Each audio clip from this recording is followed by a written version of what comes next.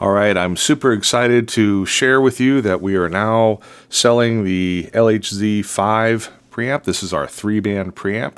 I want to tell you a little bit about it, but before I do that, a little PSA. Wear your sunscreen. When your kids are going out, when you're going outside, wear your sunscreen. No, I didn't get beat up in a bar fight. This is post-surgery for a dermatology visit. 20 years ago, I was diagnosed with melanoma skin cancer, and I've had multiple things taken off of me over the years. So I am now on this long-term journey of visiting the dermatologist once a year, and when they find things, taking them off. That's part of being proactive, and this is the reward you get for being a dumb kid that routinely burned himself every year in the Florida summer sun. So save yourself this. It's not fun.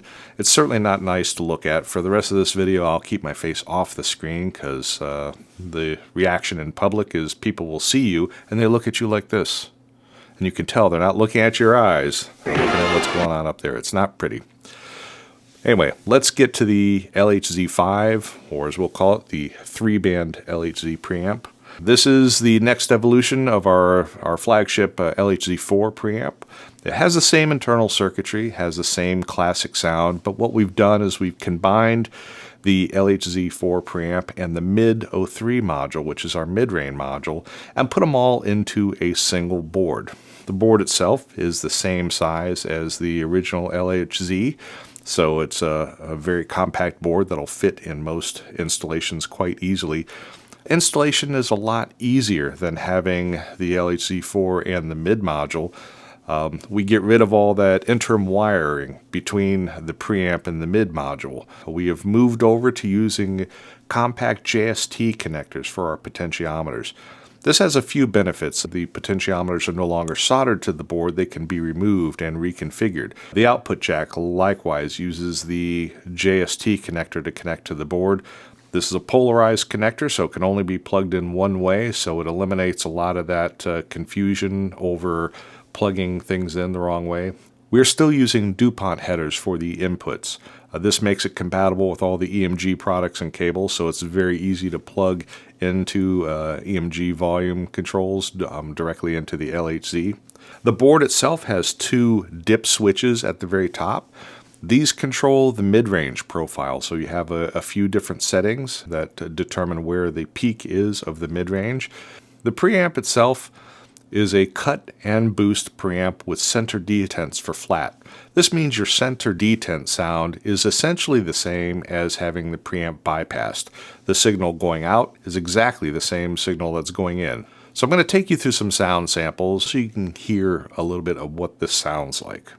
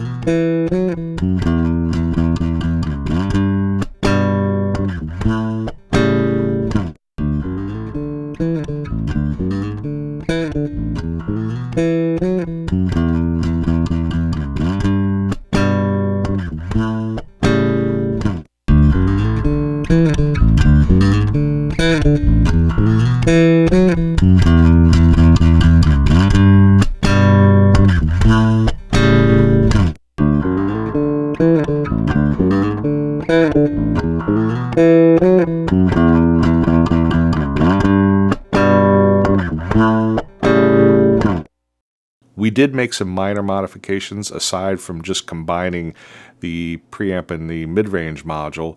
We did add some RF hardening on here. We found that with newer wireless systems that use QAM modulation, the preamp could sometimes, under certain conditions, demodulate that digital radio signal. Digital radio was not a thing back in 1981, so the original circuit design really didn't take that into consideration.